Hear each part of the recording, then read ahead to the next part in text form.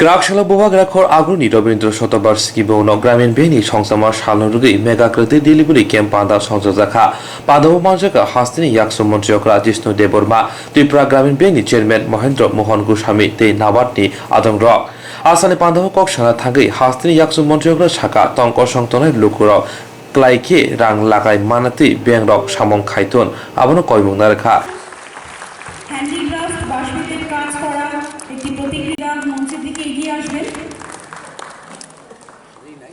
Record একটু দেখলেই পারে প্রাইম মিনিস্টার আবাস যোজনার কি রেকর্ড আছে ৩,৩33টা ঘর 2 বছরে কমপ্লিট করতে পেরেছে।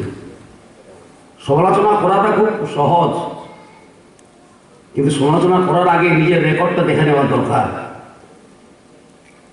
এখন বিরাট কর্মযোগ্য এসএসজি ফান্ড থেকে লোন নিতে পারবে গৃহ নির্মাণের জন্য।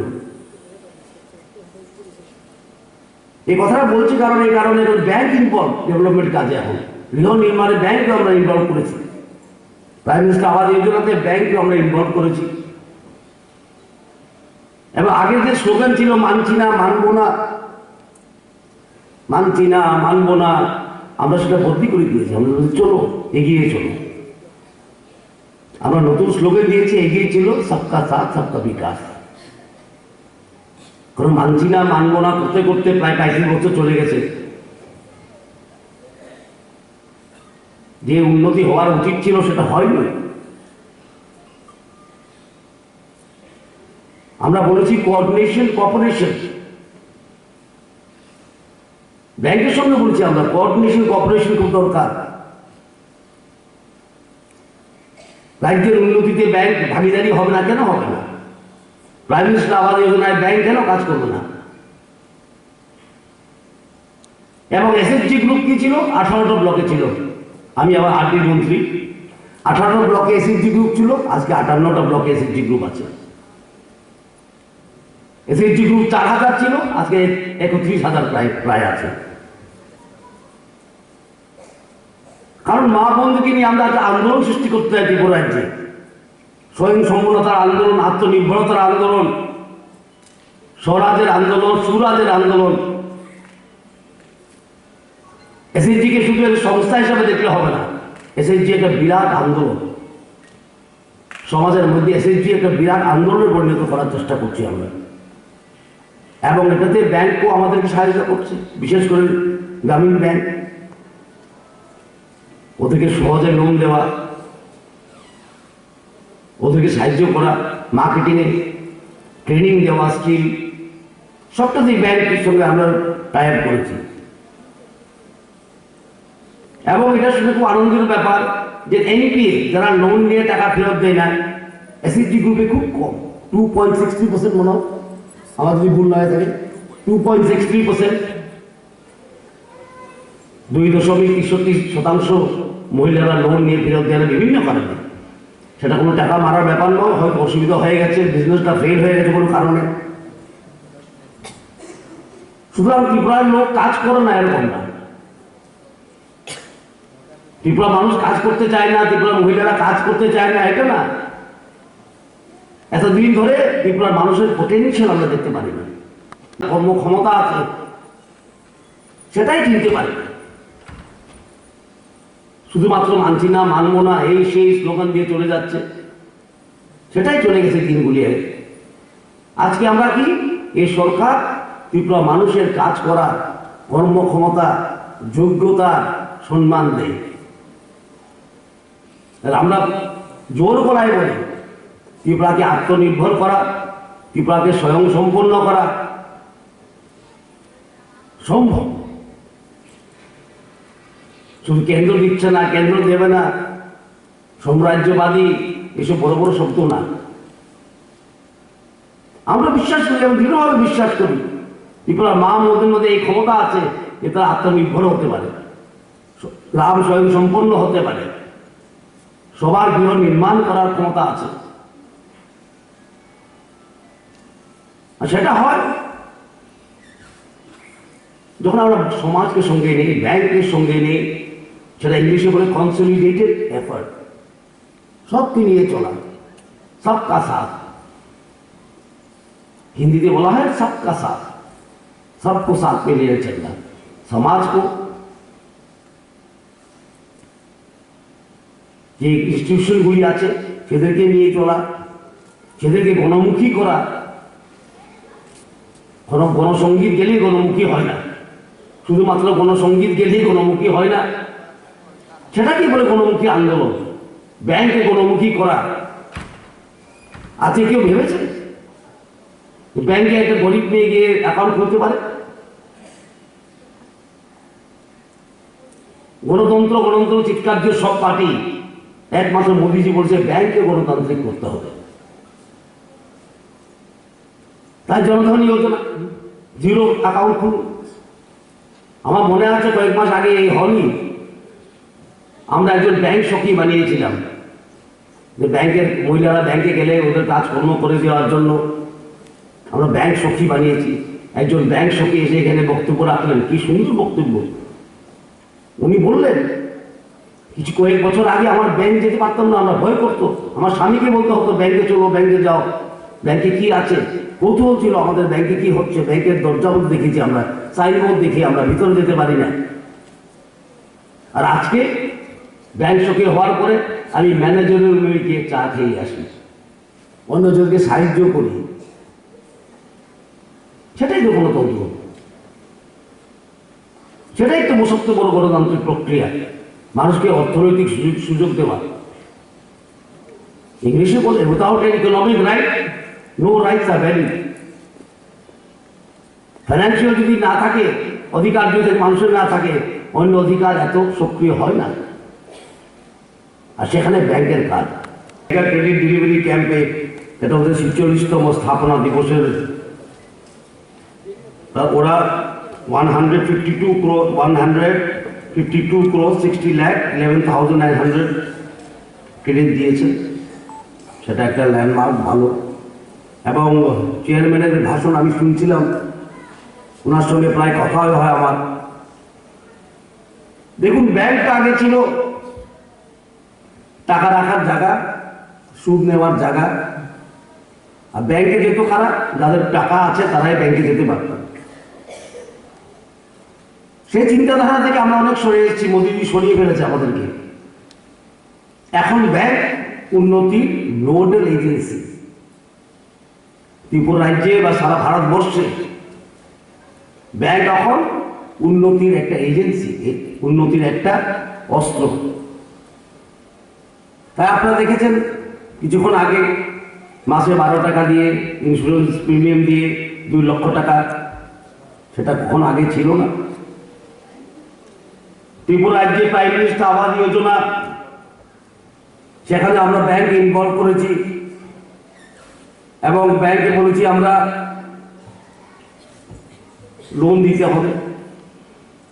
আপনারা জানেন গ্রামীণ যোজনাতে, আবাস যোজনাতে আগে 5 বছর স্যাংশন কত ছিল? 42,944, এবং 16, 17, 17, 18, 18, 19 বিগত সরকারের সময় 3,033টা মাত্র ঘর, 3,333টা ঘর ওরা তৈরি করতে পেরেছে। আমরা এসে 2018-19 আর্থিক বছরে 1 বছরে 44,000 ঘর তৈরি করেছি। যে স্যাংশন ছিল সেই ঘরটা শেষ করেছি আমরা। বিগত আমাদের ছিল 3,333টা ঘর 2 বছরে কমপ্লিট করতে পেরেছি। আর আমরা 1 বছরে কত করেছি? প্রায় 44,000 ঘর আমরা তৈরি করে দিয়েছি 18-19 আর্থিক বছরে। তারপর আমরা কি করলাম? আমরা গভর্নমেন্ট অফ ইন্ডিয়াকে বলেছি ত্রিপুরা রাজ্যে বেশিরভাগ ঘরই টিনের ছাউনি, বেশিরভাগ ঘরই গৃহ কি আছে ডিসিআই শিট দিয়ে তৈরি। সুতরাং কাঁচা ঘরের সংখ্যায় আপনারা ডিসিআই শিট নিয়ে নিন। আমরা প্রধানমন্ত্রীকে আবেদন জানিয়েছি, উনি আমাদের আশীর্বাদ করলেন, বলে হ্যাঁ করা যাবে। যাদের টিনের ছাদ আছে ওদেরকেও কাঁচা ঘর বলে আমরা মানতে পারি। এবং 1 বছরে আমরা 1,59,000 গৃহ আমরা স্যাংশন পেয়েছি। এটা কাজ শুরু হয়েছে। আমরা দেখি ত্রিপুরার মানুষ গরিব, আর যে টাকা অর্থ দেওয়া হবে সেটা দিয়ে হয়তো ঘর হবে না। তা আমরা টপ আপ স্কিম বলে এটাকে, আরো কিভাবে অর্থ দেওয়া যায়, ব্যাংকগুলোকে ইনভলভ করে আমরা ব্যাংকের সঙ্গে আলোচনা করে ওরা যেন ব্যাংক লোন পেতে পারে, ফ্রি কোলাটেরাল ফ্রি লোন, 10 বছরের লোন ওরা যেমন পেতে পারে 70,000 টাকা করে, এই স্যাংশনের মাধ্যমে আমরা ব্যবস্থা করেছি। চেয়ারম্যান গ্রামীণ ব্যাংক বলছে প্রক্রিয়া চলছে, বিরাট নম্বরটা খুব বড়, পরিষেবা দেওয়াও দরকার এতই। এটা চ্যালেঞ্জ, কিন্তু যত গ্রাহক হয় ব্যাংক খুশি হয়, কিন্তু চ্যালেঞ্জও আছে এটার মধ্যে যে 29 লক্ষ গ্রাহককে সন্তুষ্ট রাখতে হবে, সুখ সুবিধা দিতে হবে, ওদের কাছে পৌঁছতে হবে, ওদেরকে সচেতন করতে হবে ফাইন্যান্সের সম্বন্ধে। গ্রাহক থাকা যেমন বড় কথা, গ্রাহককে পরিপূর্ণ পরিষেবা দেওয়া সেটাও কিন্তু ব্যাংকের দায়িত্ব। গ্রাহক বাড়াতে থাকলাম গ্রাহক, কিন্তু পরিষেবা দিতে পারছি না, সেটা কিন্তু অর্ধেক কাম হবে। only half the work and hard work is bad work। সুতরাং পরিষেবা যে ব্যাংকের সব কাজ দেওয়া যায়। আর আমি চেয়ারম্যানকে বলছিলাম, জিজ্ঞাসা করছিলাম, বলছে প্রাইম মিনিস্টার আবাস যোজনার বাড়িঘর কি হবে, উনি বলছে প্রক্রিয়া চলছে। আমি জানি এত বিরাট এত কর্মযোগ্য, আমরা জানতাম যে রাজমিস্ত্রির শর্টেজ হবে, তাই আমরা স্যাংশন দেওয়ার আগেই রাজমিস্ত্রি ট্রেনিং দিয়েছি। আমাদের একটা ইনস্টিটিউট আছে এডিসিতে, সেখানে আমরা রাজমিস্ত্রিকে ট্রেনিং দিয়েছি। সুতরাং আমি দেখি পত্র পত্রিকার মধ্যে, আজকেও দেখেছি হয়তো কিছু সমালোচনা প্রাইম মিনিস্টার আবাস যোজনার সম্বন্ধে, তাই বললাম একটু এই কথাটা। তো যারা 3,333 ঘর বানিয়েছে 2 বছরে, ওদের সমালোচনা করার অধিকার আছে কি না সেটা বুঝে নেওয়া দরকার। একই সরকার, একই পরিকাঠামো, একই প্রকল্প, 3,333টা ঘর 2 বছরে। আর 1 বছরে আমরা এসে বানালাম 44,000 ঘর তৈরি রেডি করলাম, কমপ্লিট করলাম। এরপর আবার 1,60,000 ঘর নিয়ে আসলাম, 22,000 ঘর আরও চেয়ে পাঠালাম কেন্দ্রকে। বিরাট কর্মযোগ্য। টাকা দিয়ে খালি ঘর হয় না, সিমেন্ট লাগে, বালু লাগে, ইট লাগে, মিস্ত্রি লাগে, এবং এই গৃহ নির্মাণ দ্বারা আমরা ভাবি গ্রামীণ অর্থনীতির একটু চাঙা হয়ে উঠবে। কারণ গৃহ নির্মাণ মানে রাজমিস্ত্রি, রং মিস্ত্রি, কাঠ মিস্ত্রি, ইলেকট্রিশিয়ান, প্লাম্বার, সেটা গ্রামের লোকই হবে। শহর থেকে আর এই প্রাইম মিনিস্টার আবাস যোজনার বাড়ি কেউ কলকাতার মিস্ত্রি আসে বানাবে না। সুতরাং গ্রামীণ অর্থনীতিতে একটা এটা কি বলবো, একটা অ্যাক্টিভিটি আসবে, ফাইন্যান্সিয়াল অ্যাক্টিভিটি আসবে এই গৃহ নির্মাণ দ্বারা। তাই আমরা জোর দিচ্ছি এটা যে ভালোভাবে হয়, সুন্দরভাবে হয়। ব্যাংকে আমি আবেদন করবো, সহজে যেমন ঋণগুলি পাওয়া যায়, 70,000 টাকা যেমন সহজে পাওয়া যায়। কারণ আমার কাছে অনেক কয়েকটা কমপ্লেন এসছে, আমরা তো যাই মাঠে ময়দানে, কয়েকটা কমপ্লেন এসছে যে ব্যাংক নাকি দলিল চাচ্ছে, পর্চা চাচ্ছে। সেটা নিয়ে আমি আলাপ করবো ব্যাংকের সঙ্গে, কিছু ব্রাঞ্চ নাকি, এবং কালকে আমি আরডি সেক্রেটারির সঙ্গে আলাপ করেছি। এসব যেমন না হয়, কারণ স্যাংশন ইটসেলফ ইজ প্রুফ জায়গা হোক। গভর্নমেন্ট স্যাংশন যেটা দিয়েছি আমরা প্রাইম মিনিস্টার আবাস যোজনা থেকে, সেটা আমরা সব খোঁজখবর পেয়ে জিও ট্যাগিং করে দিয়েছি। সুতরাং সহজে যেমন হয়, মানুষ যেমন দরজায় দৌড়াতে না হয়। সরকারিকরণ এটা ভালো প্রক্রিয়া নয়, সবকিছু সরকারিকরণ ভালো প্রক্রিয়া নয়। এত বিরাট দেশে আমরা তো চাই উন্নতি একটা আন্দোলন হোক, আর সরকারিকরণ হলে আন্দোলন হয় না, সেটা ফাইলে চাপা পড়ে যায়। আমাদের প্রধানমন্ত্রী সবসময় বলে less government more governance, less government more governance. Is of living, মানুষ যেমন সহজে বাঁচতে পারে, আরামে বাঁচতে পারে। ইজ অফ ডুইং বিজনেস, মানুষ ব্যবসা করতে গেলে হেনস্থা যেমন না হয়, সেটাই আত্মনির্ভরতার রাস্তা। আর সেখানে ব্যাংকিং সিস্টেম এর রোল খুবই গুরুত্বপূর্ণ। সেটা আমাদের ব্যাংকিং ইনস্টিটিউশন আছে, সেটা ছাড়া আত্মনির্ভরতা করা খুব প্রায় অসম্ভবই বললেই হয়। এবং আমাদের প্রতিনিধিও বসে আছেন, উনিও কাজ করছেন আমাদের সঙ্গে RIDF, উনি বলতে পারবেন বিগত দিনে কত লোন পেতে হয়, এখন কত পাওয়ায় আমরা।